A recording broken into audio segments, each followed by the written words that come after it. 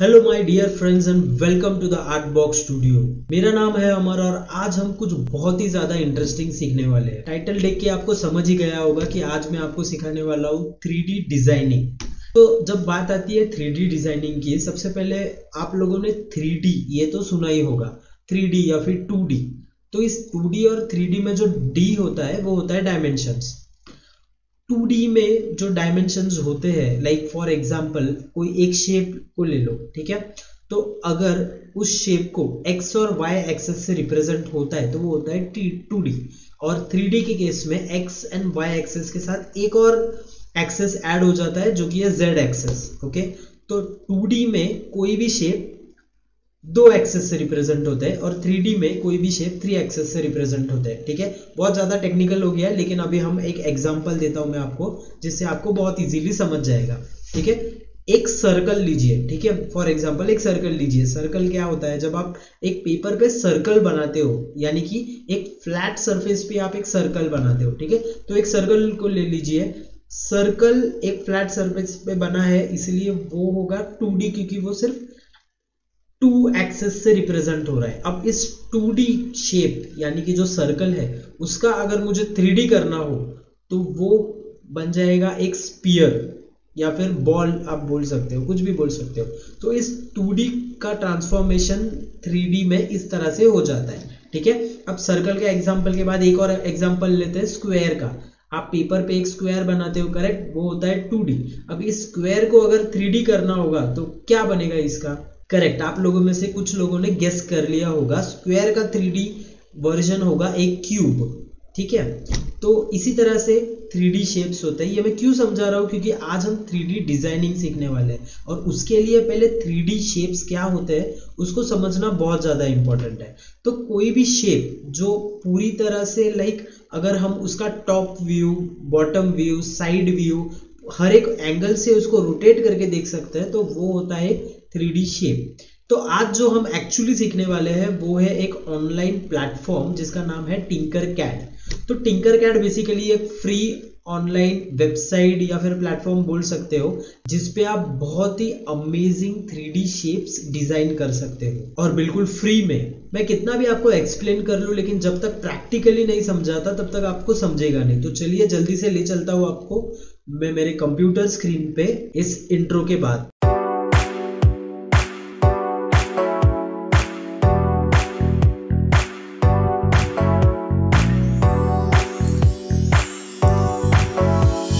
Welcome back guys, और अब आ चुके हैं हम हमारी कंप्यूटर स्क्रीन पे।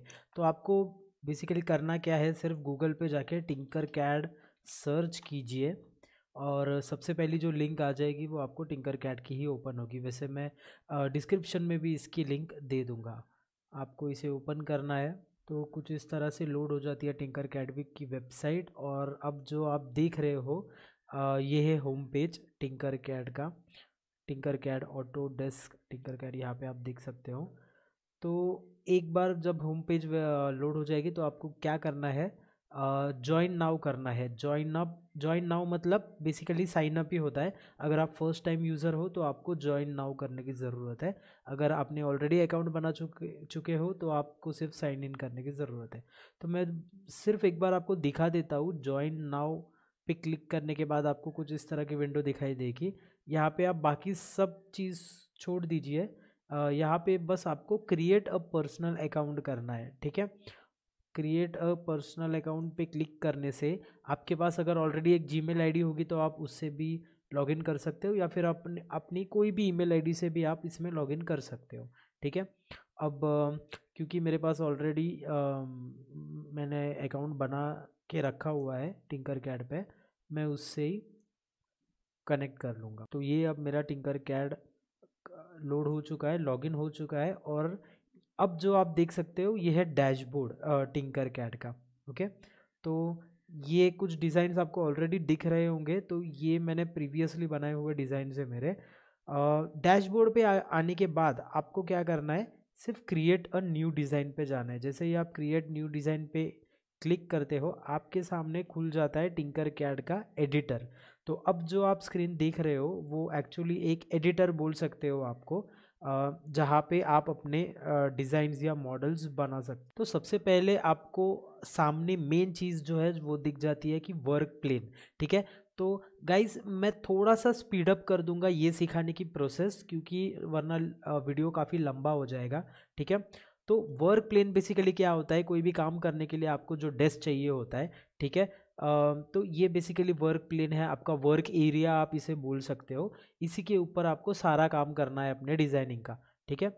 अब वर्क प्लेन पे क्लिक करने से कुछ नहीं होगा, आपको यहाँ पे राइट क्लिक करके प्रेस करके रखना होगा और फिर इसे ड्रैग करना होगा, तो उसके साथ ये वर्क प्लेन चेंज हो जाता है, ठीक है। आप देख रहे हो ये वर्क प्लेन एक ग्राफ की तरह है और इसे जैसे चाहिए आप इसे रोटेट कर सकते हो।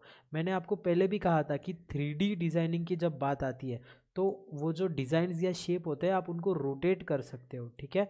यानी कि आप उसका front back top bottom view right left view देख सकते हो और यही आपको यहाँ पे भी दिखाई देगा, ठीक है। तो ये बेसिकली एक वर्क प्लेन है, ठीक है। चलिए देखते हैं और क्या क्या है इसमें। स्क्रीन के राइट साइड में अगर आप देखोगे तो आपको बहुत सारे शेप्स दिखने मिल जाएंगे, ठीक है। तो ये कुछ बेसिक शेप्स है, इन्हीं को यूज़ कर करके आपको बड़े डिज़ाइंस बनाने हैं, ठीक है। तो यहाँ पे जैसे कि आप देख सकते हो बॉक्स है, सिलेंडर है, स्पीयर है, ये वही डिज़ाइंस है या वही एग्जांपल्स है जो मैंने पहले आपको एक्सप्लेन किए हैं। यहाँ पे देखिए स्पीयर भी, हाफ स्पीयर भी है और भी काफ़ी सारे शेप्स दिए गए हैं, बेसिक शेप्स है। यहाँ पे अगर आप ऊपर देखोगे तो यहाँ पे आपको इसकी कैटेगरी दिखाई देगी, ठीक है। तो इसको आप ड्रॉप डाउन बॉक्स है, इसमें काफ़ी सारे कैटेगरीज ऑलरेडी दी गई है, आप किसी भी कैटेगरीज को चूज़ कर सकते हो। जैसे कि अभी जो आप देख रहे थे वो बेसिक शेप्स है, अगर मैं इसे सिलेक्ट करता हूँ टेक्स्ट एंड नंबर्स तो ओके इसमें ऑलरेडी अल्फ़ाबेट्स वगैरह भी दिया हुआ है।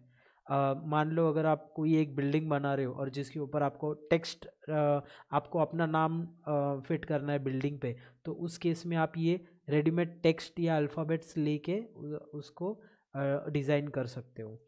टेक्स्ट अल्फ़ाबेट्स के साथ साथ यहाँ पे नंबर्स भी दिए गए हैं और कुछ सिंबल्स भी दिए गए हैं और भी काफ़ी सारे कैटेगरीज है, जैसे कैरेक्टर्स है, कुछ छोटे छोटे कैरेक्टर्स है, कोई कनेक्टर्स है। ये सारे शेप्स ही है जो आपको अलग अलग चीज़ें डिज़ाइन करने में हेल्प होगा। और भी काफ़ी सारे कैटेगरीज है, आप अपने आप इसे एक्सप्लोर कर सकते हो, देखिए और कौन से कैटेगरीज है और अलग अलग कैटेगरीज में क्या अलग अलग शेप्स आपको मिलते हैं। सो गाइज टोटली डिपेंड करता है आपकी क्रिएटिविटी पे, आप किस शेप्स को यूज़ करके उसको जॉइंट करके क्या बड़ा शेप या क्या बड़ी डिज़ाइन बनाते हो, ये पूरी तरह से आपकी क्रिएटिविटी पे डिपेंड करता है, ठीक है। तो फिलहाल बेसिक शेप्स पे वापस आ जाते हैं और तो अभी मैं आपको एक बॉक्स, ये जो बॉक्स शेप है इसे मैं या फिर क्यूब भी कह सकते हो, इसको आपको ड्रैग करके वर्क प्लेन पे प्लेस करना होगा, ठीक है। आप जहाँ पे भी इसे लेके जाके आप जहाँ पे भी इसे खींच के लेके जाके प्लेस कर दोगे वो वहाँ पे प्लेस हो जाएगा, ठीक है।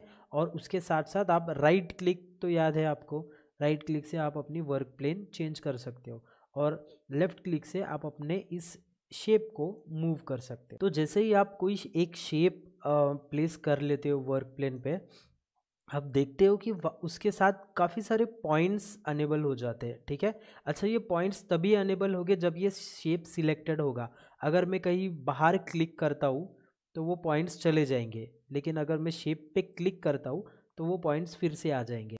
तो चलिए समझते हैं इन पॉइंट्स का क्या यूज़ होता है।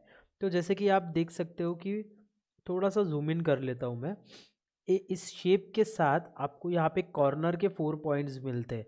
तो ये तो इजी है, इससे शायद अगर आप इस बॉक्स का लेंथ ब्रेथ चेंज कर सकते हो, आपको जैसे चाहिए वैसे आप इसे इसकी साइज़ चेंज कर सकते हो, ठीक है। ये हो गए कॉर्नर के पॉइंट्स के, लेकिन अगर आप देखोगे ध्यान से इसमें ये वाले पॉइंट्स भी है। तो उस पॉइंट्स, ये जो ब्लैक पॉइंट्स है उसका यूज़ क्या है, उसे क्लिक करके अगर ड्रैग करोगे तो वो पर्टिकुलरली एक साइड सिर्फ उसकी चेंज होगी, ठीक है।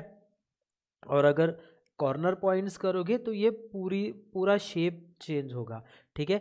उसमें भी एक चीज़ है, अगर आप कॉर्नर पॉइंट को पकड़ के अगर शिफ्ट प्रेस करके रखते हो और फिर इसे ड्रैग करते हो तो पूरा जो आपका शेप है वो प्रोपोर्शनली बढ़ेगा, ठीक है। और अगर आप बिना शिफ्ट के इसे करते हो फिर तो वो फ्री फ्लो हो जाता है, आपको जैसे चाहिए वैसे आप इसको कम या ज़्यादा कर सकते हो, ठीक है।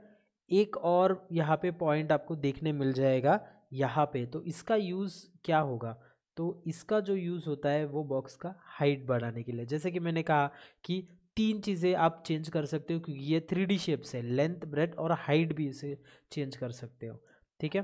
तो इसके साथ आपको ये देखने मिलता है कि आप इसकी हाइट चेंज कर सकते हो। अच्छा, आप जब भी इनमें से कोई भी पॉइंट को क्लिक करके ड्रैग करने की कोशिश करते हो या इवन अपना माउस पॉइंटर उसके ऊपर भी लाके छोड़ देते हो तो आपको उसकी मेजरमेंट दिख जाती है, ठीक है। जैसे कि यहाँ पे देख सकते हो इसकी जो हाइट है वो 24 है, 24 पॉइंट्स है, ठीक है। तो क्योंकि ये कंप्यूटर पे हो रहा है तो पिक्सल्स में होगा, सेंटीमीटर या इंचेस में नहीं वर्क होगा, ठीक है। तो उसके साथ आप यहाँ पे भी देख सकते हो इसकी हाइट एंड ब्रेड, ठीक है। जैसे ये एक साइड उसकी 30 है, दूसरी 39 है, तो उस हिसाब से अगर मुझे एक साथ दोनों का सेम चाहिए होगा तो उस हिसाब से मैं इसे प्रॉपरली एडजस्ट कर सकता हूँ, देखिए, ठीक है। तो ये एक बहुत अच्छा फीचर है, आप किसी भी पॉइंट पे माउस कर्सर लाइए आपको उसके मेजरमेंट्स दिख जाएंगे, ठीक है।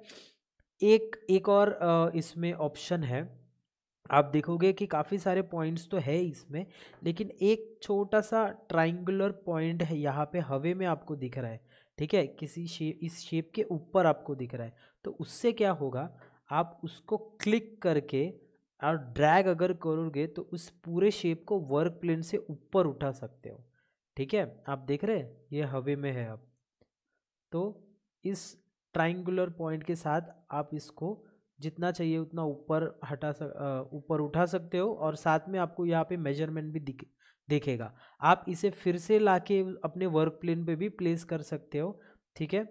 अच्छा, अगर कैसे पता चलेगा आपको कि ये पूरी तरह से वर्क प्लेन पे है, यहाँ पे आपका मेजरमेंट 0 होना चाहिए, अभी 3 है, इसका मतलब ये अभी भी हवे में होगा, ठीक है। तो आपको ये नीचे रखना है जब तक ये मेजरमेंट 0 ना हो जाए, जब 0 हो जाता है तब ये प्रॉपरली वर्क प्लेन पे प्लेस्ड है। अच्छा, आप इसको इस वर्क प्लेन के भी नीचे ले जा सकते हो, उस केस में ये मेजरमेंट माइनस में चला जाएगा, ठीक है। अब इसे हम फिर से अपने नॉर्मल पोजीशन में लेके आ जाते हैं, ठीक है। तो इस तरह से आप अलग अलग फीचर्स होते हैं इसके, जब भी कोई आप एक शेप लाके वर्क प्लेन पे रख देते हो तो इस अलग अलग फीचर से, इस अलग अलग पॉइंट से आप इसको एक्सेस कर सकते हो, रोटेट कर सकते हो, साइज चेंज कर सकते हो, ठीक है। अच्छा, रोटेट के बारे में मैंने बताया नहीं आपको, तो चलते यहाँ पे अभी आगे देखते हैं कि हम इसे रोटेट कैसे कर सकते हैं। आप जब भी इस शेप को क्लिक करोगे तो आपको पॉइंट्स तो दिखाई ही देंगे, यहाँ पे कुछ एरो भी दिखाई दे रहा है और कुछ राउंड या प्रोटेक्टर टाइप में दिख रहा है, तो शायद ये रोटेट करने वाला ऑप्शन होगा, ठीक है। अब क्योंकि ये 3D शेप्स है, तीन तरीके से इसको रोटेट कर सकते हैं हम लोग, एक एक्स एक्सिस से, एक वाई एक्सिस से और एक जेड एक्सिस से, ठीक है। तो चलिए देखते हैं। तो यहाँ पे अगर मैं क्लिक करके इसे मूव करूँ तो देखिए इस तरह से मैं इसे रोटेट भी कर सकता हूँ, ठीक है। अच्छा, जब आप रोटेट करते हो तो ध्यान दीजिए कि कोई पोर्शन, कुछ पार्ट आपका शेप का वो नीचे भी जा सकता है, ठीक है। तो इसका आप ध्यान रखिए। इसे हम फिर से अपने नॉर्मल पोजीशन पे लेके आ जाते हैं। अच्छा, हमने इस तरीके से इसे रोटेट करके देखा, चलिए इस तरह से भी रोटेट करके देख लेते हैं कोई अलग एक्सिस से, तो ऐसे भी आप इसको रोटेट कर सकते हैं, ठीक है। और इसे फिर से अपने पोजीशन पे ला सकते हैं। जब आप रोटेट भी कर रहे हो तभी भी आपको उसका एंगल दिखाई देगा, ठीक है। यानी आपको एग्जैक्ट अगर वर्टिकल या हॉरिजॉन्टल उसे रोटेट करना है तो आप इसे एग्जैक्ट 90 डिग्री पे लाके छोड़ सकते हो, ताकि आप श्योर हो कि ये प्रॉपरली रोटेट हो चुका है,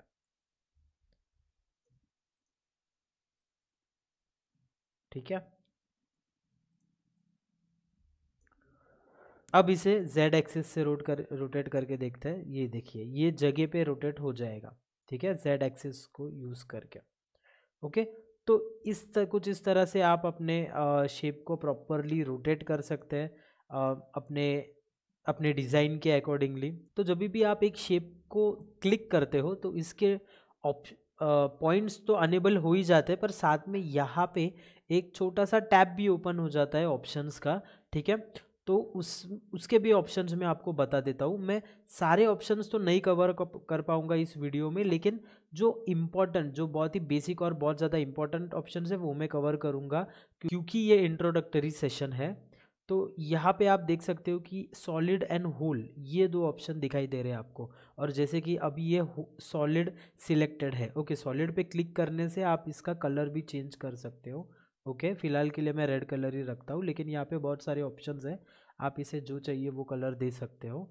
लेकिन हम देखते हैं कि होल पे क्लिक करने से क्या होता है, ओके। तो होल पे जब आप क्लिक करते हो तो ये आपका जो शेप है, जो सिलेक्टेड शेप था, वो कुछ ट्रांसपेरेंट टाइप में हो जाता है, ठीक है।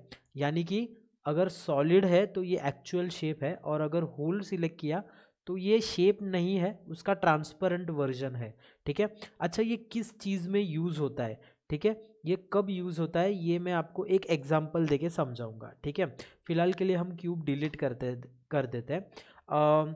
चलो हम एक कुछ ट्राई करते हैं बनाने का, हम एक कप बनाने का ट्राई करते हैं, ठीक है। तो कप के लिए बेसिकली मुझे सिलेंडर लेना पड़ेगा। तो सिलेंडर ले लेते हैं यहाँ पे, उसे थोड़ा बड़ा कर देते हैं, उसकी हाइट थोड़ी कम कर देते हैं, ठीक है। अब कप बनाने के लिए मुझे, जैसे कि आपको पता है, कप एक हॉलो ऑब्जेक्ट है, ठीक है ना।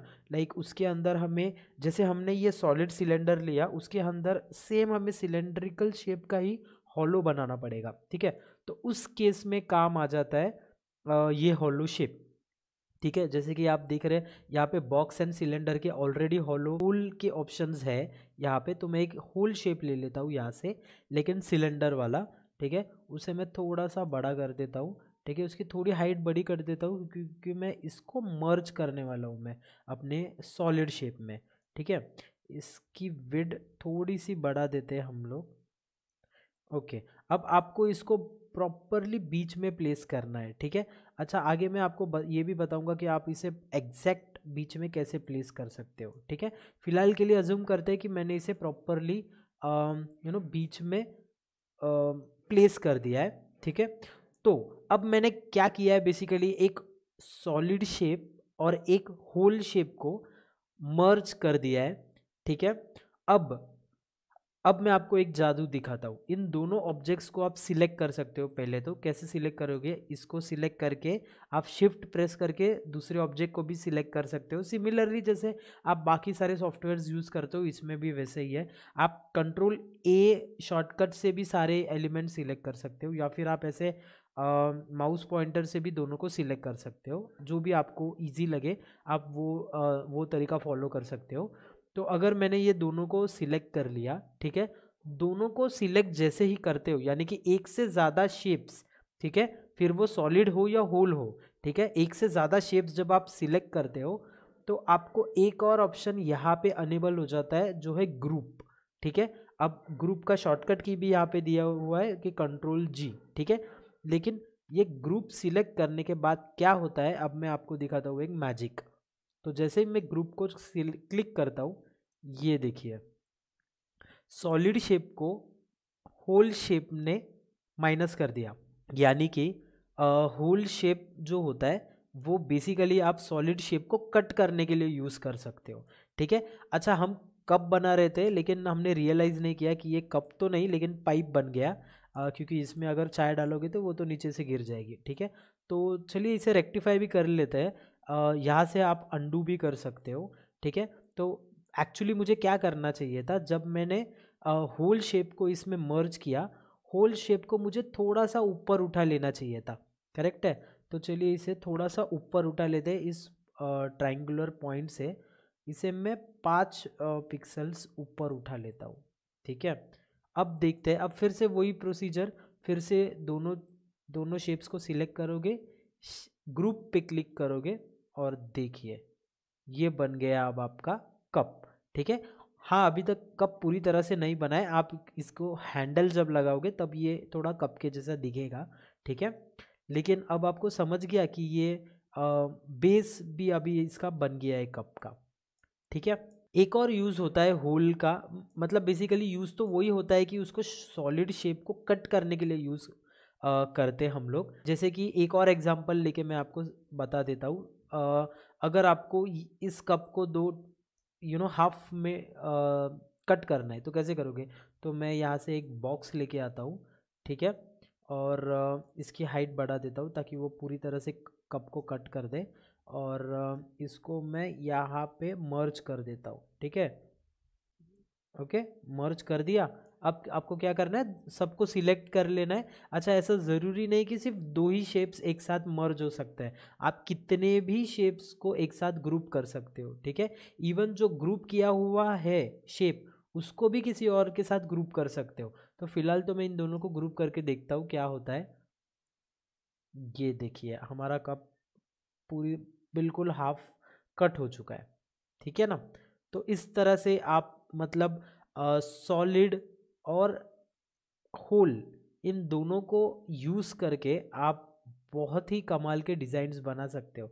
जैसे कि अब मैंने देखिए इसे रोटेट करके रख दिया, ये क्या बन गया, इग्लू, इग्लू या फिर टनल, लाइक तो इस तरह से आपको अलग अलग फीचर्स को यूज़ करके अपने डिज़ाइंस बनानी है, ठीक है। एक और फीचर मैं आपको टिंकर कैड में सिखा देता हूँ। आई नो काफ़ी लोग मतलब ट्राई करने के वक्त जब आप खुद ट्राई करोगे तो आई एम श्योर कि काफ़ी सारे लोग सबसे पहले घर बनाने का ही ट्राई करेंगे। वो हमारी बेसिक टेंडेंसी है, लाइक अगर हम ड्राइंग भी फर्स्ट टाइम कर रहे हैं तो घर ही बनाते हैं, और आई एम श्योर कि 3D डिज़ाइनिंग भी जब आप करोगे तो घर ही बनाओगे, ठीक है। तो घर बनाते वक्त भी आपको एक चैलेंज फेस करना पड़ेगा। तो चलिए देखते हैं कि वो क्या चैलेंज होगा। तो घर बनाने के लिए सबसे पहले तो हमें एक बॉक्स लेना पड़ेगा, ठीक है। इस तरह से मैं उसको थोड़ा सा इसकी हाइट बढ़ा देता हूँ, ठीक है। अब ये बेसिकली बन गया है मेरा रूम। ओके, अब इसके ऊपर मुझे रूफ लगानी है, करेक्ट ना।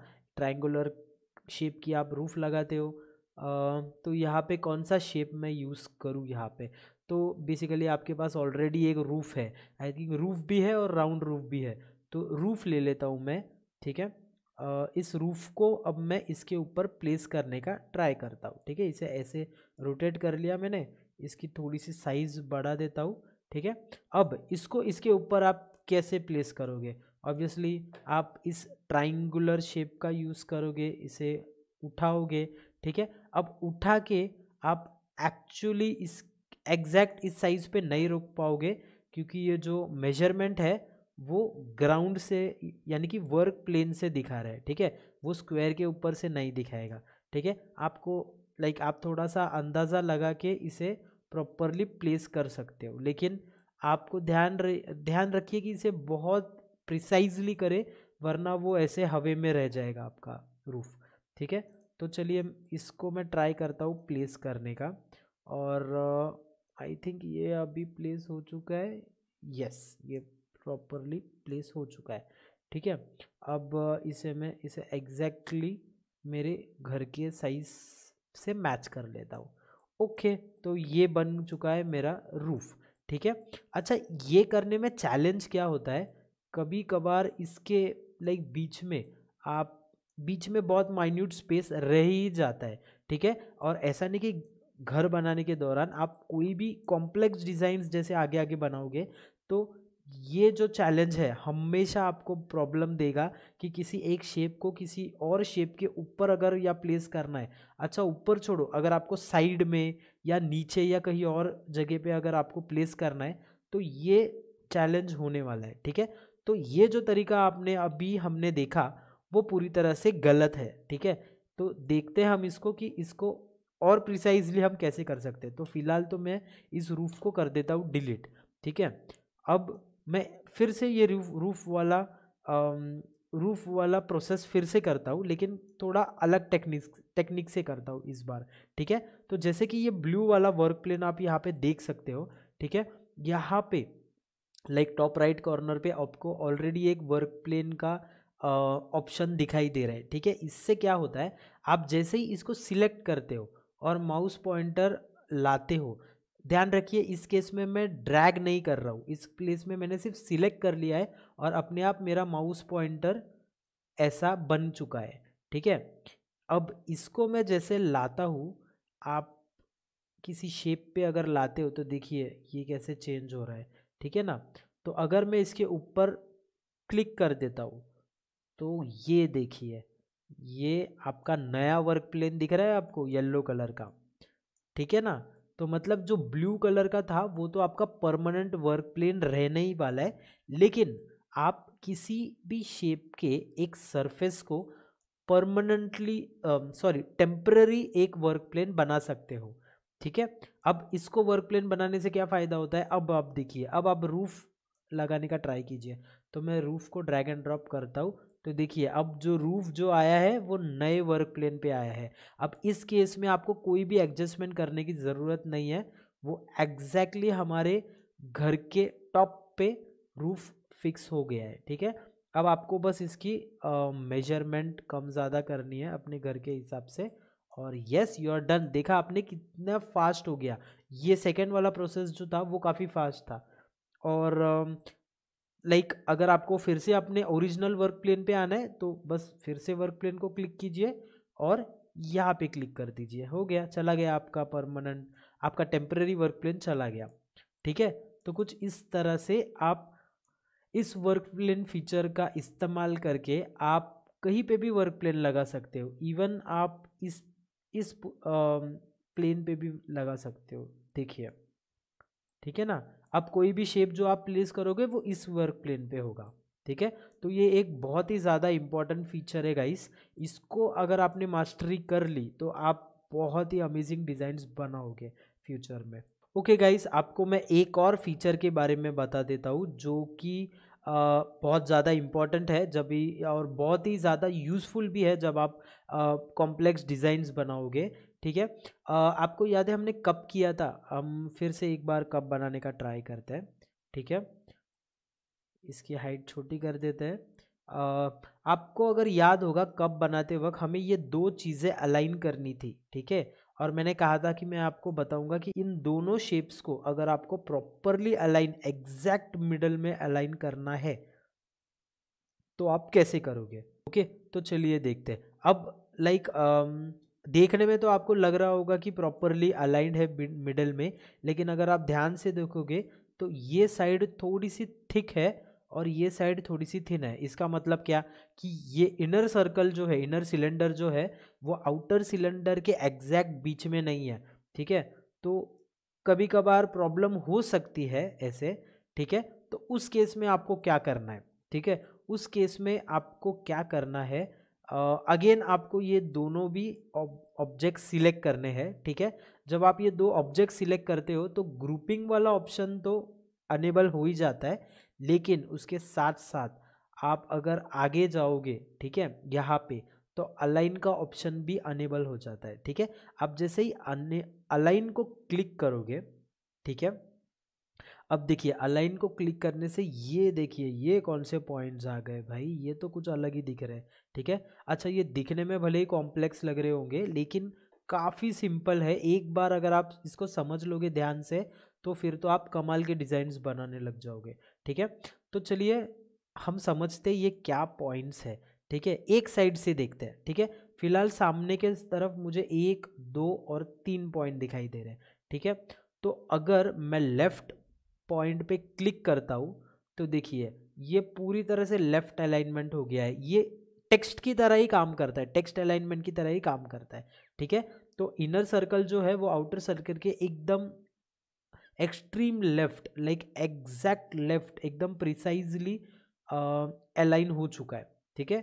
और वही अगर मैं राइट करता तो वो राइट साइड में अलाइन हो जाता, ठीक है। लेकिन हमारे पास मिडल का ऑप्शन भी है, मिडल प्रेस करोगे वो एग्जैक्ट मिडल में अलाइन हो जाएगा, ठीक है।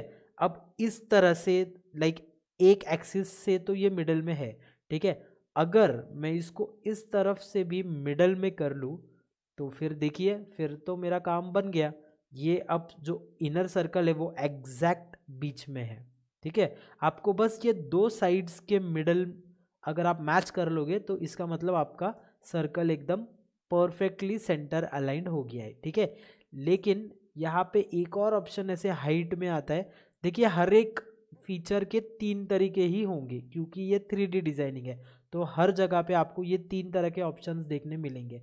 ठीक है, तो लेंथ एंड ब्रेथ तो मैंने सेंटर अलाइन कर लिया, ये शायद हाइट का ऑप्शन है तो इसको भी देख लेते हैं हम। तो फिलहाल तो ये आई थिंक डाउन अलाइंड है। ठीक है, हम टॉप सिलेक्ट करके देखते हैं क्या होता है।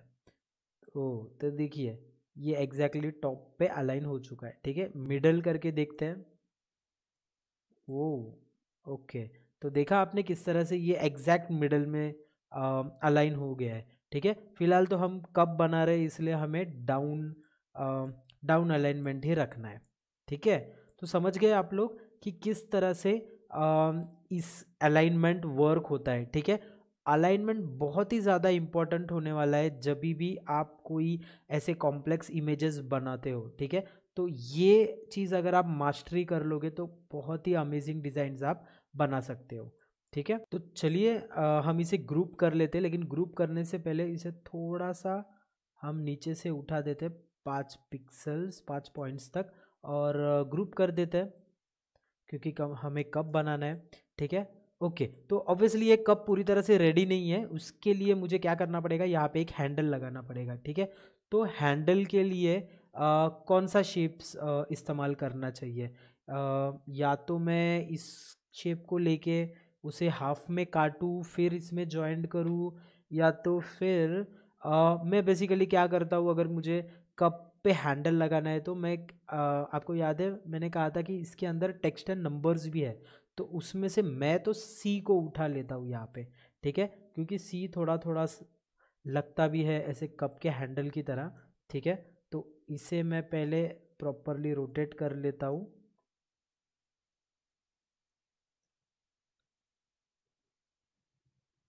ठीक है, और इस तरह से भी रोटेट कर लेता हूँ मैं।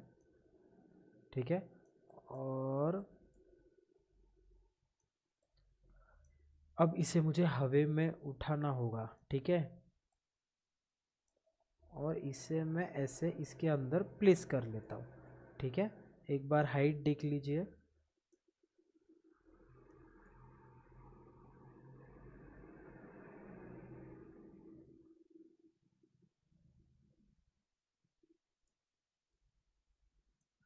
ठीक है, आप इसको जितना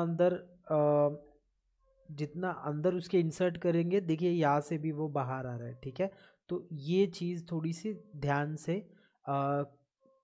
कीजिए। ठीक है, अब इतना काफ़ी है मेरे लिए, तो ये देखिए। ठीक है, तो बेसिकली मैं यहाँ पे क्या आपको समझाने की कोशिश कर रहा हूँ कि आ, इसमें इस लाइब्रेरी में हज़ारों डिज़ाइंस नहीं है हमारे पास, काफ़ी लिमिटेड डिज़ाइंस है, काफ़ी लिमिटेड प्री डिज़ाइंड शेप्स है। ठीक है, बट ऐसा नहीं कि इनको लेके हम कुछ नहीं कर सकते, सिर्फ लिमिटेड शेप्स के साथ भी हम काफ़ी सारे अमेजिंग डिज़ाइंस बना सकते हैं।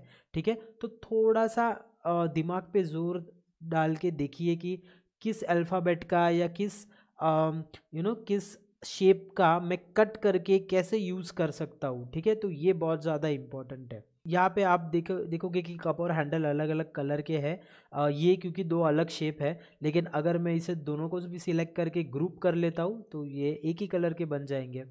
ठीक है, ये अब प्रॉपरली ग्रुप्ड एक वन सिंगल शेप है।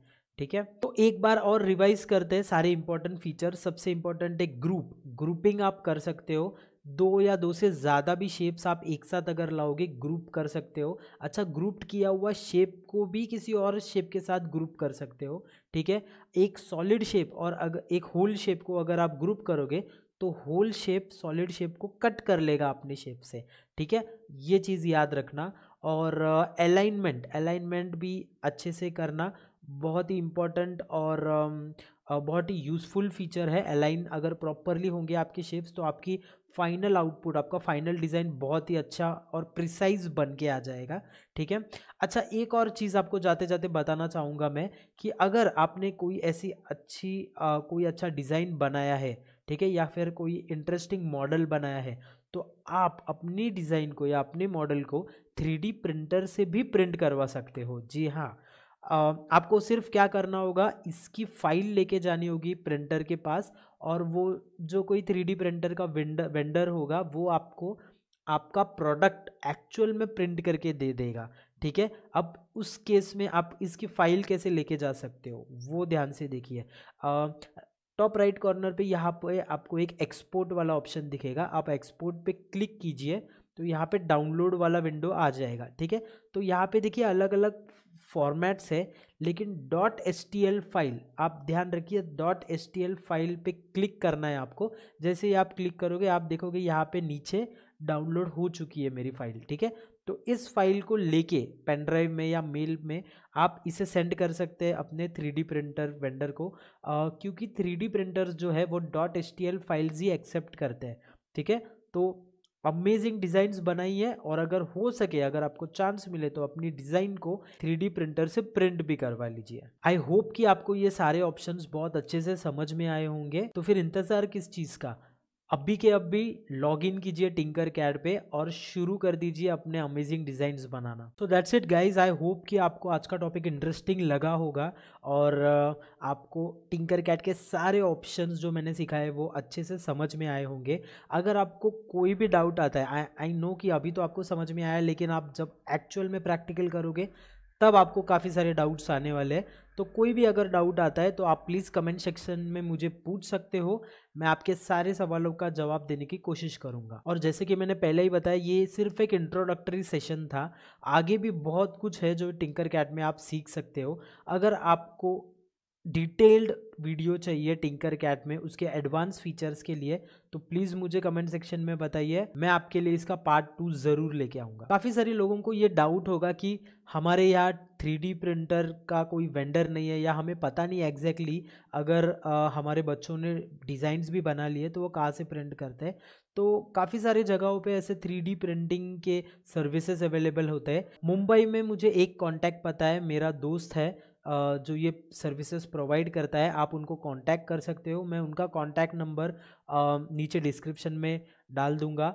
मुंबई एरिया में अगर किसी को कुछ 3D प्रिंटिंग के रिलेटेड कोई सर्विसेज चाहिए तो मिस्टर हरमित भाटिया करके है, वो आपको ज़रूर हेल्प करेंगे। मैं उनका नाम, एड्रेस और फ़ोन नंबर डिस्क्रिप्शन में दे दूंगा। अगर मुंबई से बाहर भी ऐसे सर्विसेज के बारे में अगर आपको पता है तो आप भी कमेंट सेक्शन में कॉन्टैक्ट नंबर डाल सकते हो, जिससे कि बाकी लोगों को भी फ़ायदा हो। अगर इस वीडियो से आपको ज़रा भी वैल्यू मिली हो तो प्लीज़ इस वीडियो को लाइक कीजिए। अगर आप चैनल पर नए हो तो इस चैनल को प्लीज़ प्लीज़ प्लीज़ सब्सक्राइब कीजिए। सब्सक्राइब करने में एक भी पैसा नहीं जाता, और सब्सक्राइब के साथ साथ वो बेल आइकन को भी प्रेस कर दीजिए, ताकि मेरे नए नए वीडियोस के नोटिफिकेशन आपको हमेशा आते रहेंगे। आगे भी कई सारे ऐसे एजुकेशनल वीडियोस आपको आते रहेंगे, तो please subscribe the channel. So see you until the next video, till then bye bye, take care.